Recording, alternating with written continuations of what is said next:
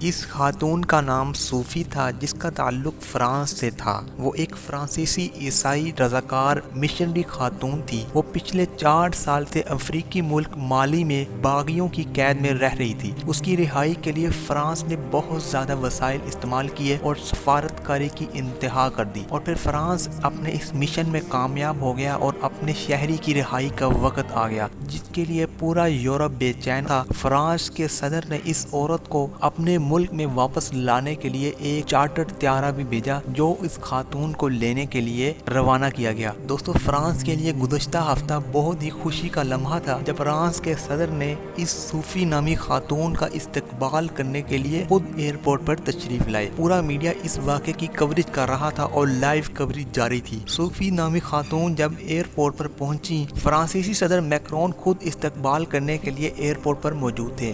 Media کا لاؤ لشکر بھی ایئرپورٹ پر جا پہنچا تھا۔ ایک عیسائی مشنری خاتون کا استقبال ایسا ہی ہونا چاہیے تھا۔ فرانسیسی صدر والہانہ اور فاتحانہ انداز میں آگے بڑھے، لیکن صوفی نے اس کی ساری خوشیاں اور مسرت ایک آن میں ختم کر دی۔ اس صوفی خاتون نے ان کی خوشیوں پر پانی اس وقت پھینک دیا جب اس نے کہا کہ مجھے جائے نماز چاہیے، میں نے نماز پڑھنی ہے کیونکہ میری نماز کا وقت گزرا جا رہا ہے، میں مسلمان ہو چکی ہوں اور میرا نام اب مریم ہے۔ فرانسیسی صدر میکرون بہت زیادہ بے چینی کا شکار ہو گئے اور فوری طور پر وہاں سے روانہ ہو گئے، اور ان کے میڈیا نے اس واقعے کی مکمل کوریج بھی نہ کی اور وہ بھی وہاں سے چلتا بنا۔ دوستو، آپ گزشتہ ہفتے کی فرانس کی تمام نیوز نکال کر دیکھ لیں تو اس خاتون کے چرچے تھے، مگر اس کے اسلام لانے کے واقعے کو انہوں نے بالکل بھی کوریج نہ دی، اور پاکستانی میڈیا بھی اس واقعے پر خاموش رہا، اور فرانس کے صدر نے اس کے بعد اسلام کے خلاف نفرت انگیز بیان دیتے ہوئے کہا تھا